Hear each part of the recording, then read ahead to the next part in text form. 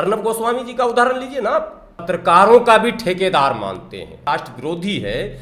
बोलने वाले और लिखने वाले दोनों कटघरे में इस समय हैं और समाज को सचेत करे, सावधान करे।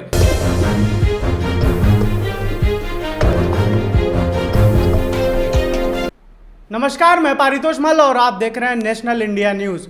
पत्रकारिता का धर्म होता है कि समाज को बेहतर करना, लेकिन कुछ लोग ऐसे भी हैं समाज में जो इसको निजी तौर पे, निजी हथियार के तौर पे इस्तेमाल कर रहे हैं। ऐसा सोशल मीडिया पर देखने में आ रहा है। सोशल मीडिया पे लोग ऐसे चीज़ें लिख रहे हैं। इसी मुद्दे पे हमारे साथ आज हाफिज़ गुलाम सरवर जी हैं, जो ऑल इंडिया दलित मुस्लिम यूनाइटेड मोर्चा के नेशनल जनरल सेक्रेटरी हैं, जो हमारे साथ बातचीत करने के लिए आए हुए हैं। बहुत बहुत शुक्रिया आपका आने का यहाँ पे।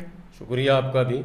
जिस तरीके से राजनीति, कोरोना के महामारी में भी राजनीति हो रही है और अब पत्रकारों को भी कटघरे में खड़ा किया जा रहा है, एक तरह से पत्रकार भी कटघरे में खड़े हो गए, तो किस तौर पे देखते हैं? क्या प्रकाश कुछ डालेंगे आप इस पे?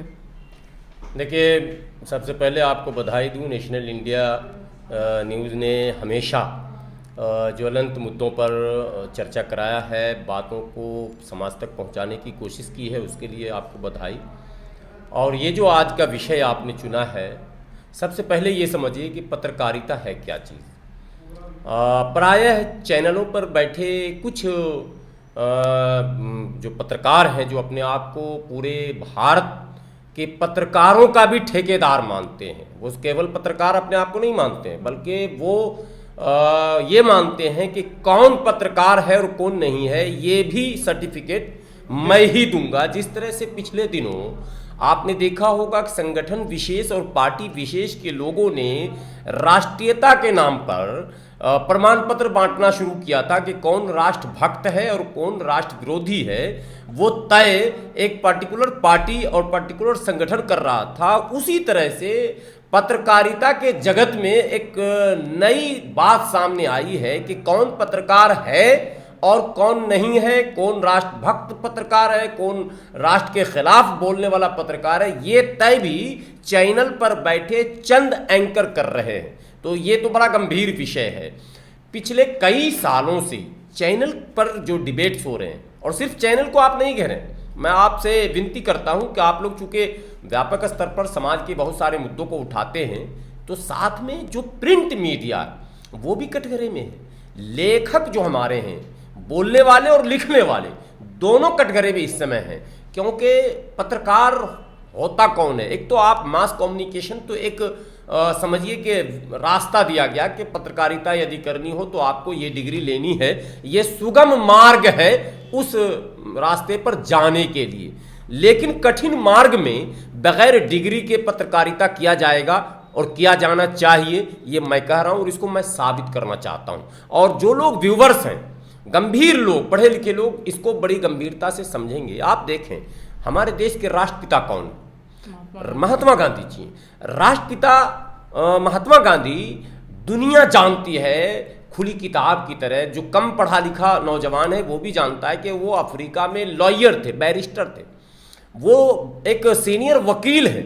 लेकिन भारत में जब वो स्वतंत्रता संग्राम की कमान संभालते हैं और उस लड़ाई में जब नेतृत्व करते हैं, तो साथ में वो पत्रकारिता भी करते हैं। उनके कई प्रसिद्ध अखबार हैं जिसके वो स्वयं आर्टिकल भी छपते थे और स्वयं उन्होंने अखबार निकाला, वो स्वयं संपादक रहे।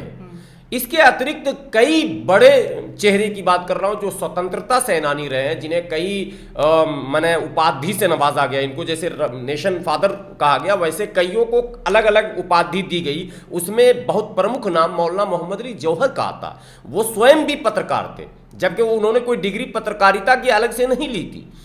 अब आप अंतिम बात बोलकर आगे बढ़ाऊंगा कि स्वतंत्र भारत में भारत के प्रथम शिक्षा मंत्री मौलाना अबुल कलाम आजाद, वो स्वयं एक पत्रकार भी हैं, वो संपादक भी हैं अखबार के। तो अब आप समझिए कि पत्रकारिता का स्तर क्या है, पत्रकार होता कौन, पत्रकार का काम क्या है और पत्रकार होना कैसा चाहिए और आज हो क्या रहा। असल विषय ये है, पत्रकार उसको कहते हैं जो समाज और सरकार के बीच पुल का काम करते, सामाजिक मुद्दों को सरकार तक और सरकार की नीतियों, वो नीति जो समाज हित में है उसको बताए कि ये समाज हित में, और वो सरकार की नीति जो समाज हित में नहीं है, देश हित में नहीं है, सत्ता के इसमें आकर अगर कोई निर्णय स्वयं के माने फायदे के लिए अगर सरकार लेने लगती है या मुट्ठी भर लोगों को लाभ देने के लिए लेने लगती है, तो पत्रकार का नैतिक कर्तव्य बनता है कि वो सरकार के इन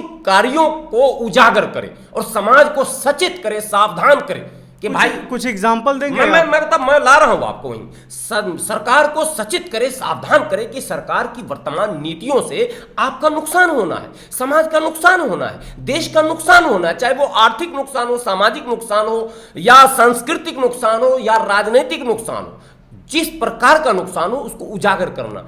अब आज हो क्या रहा, पत्रकार कर क्या रहे हैं, वो पत्रकार जो कहते हैं मैं इंग्लैंड से पढ़ के आया हूं, मैं अमेरिका से, भाई ये मैं जिन महापुरुषों का नाम बताया हूं ये भी सब विदेशों से पढ़े लोग थे। बाबा साहब अम्बेडकर कोई प्राथमिक विद्यालय से डिग्री लेके नहीं आए थे।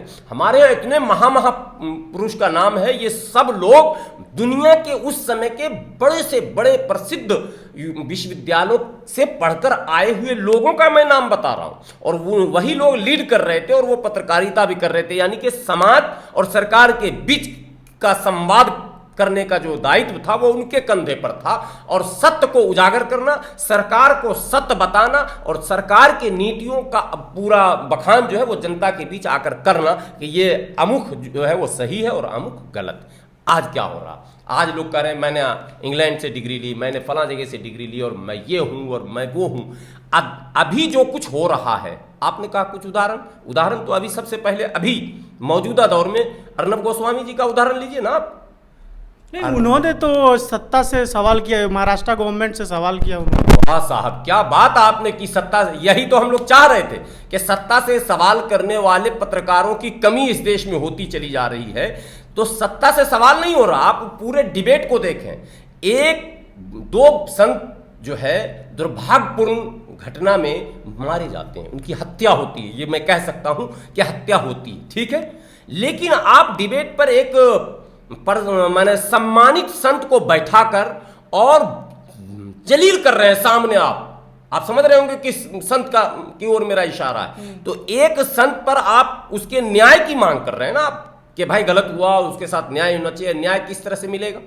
न्याय तो यही मिलेगा कि जो घटना घट गई उसको तो आप वापस तो कर नहीं सकते। चैनल को सब्सक्राइब नहीं किया है तो प्लीज सब्सक्राइब कीजिए और ताज़ा अपडेट पाने के लिए बेल आइकन को दबाना ना भूलें।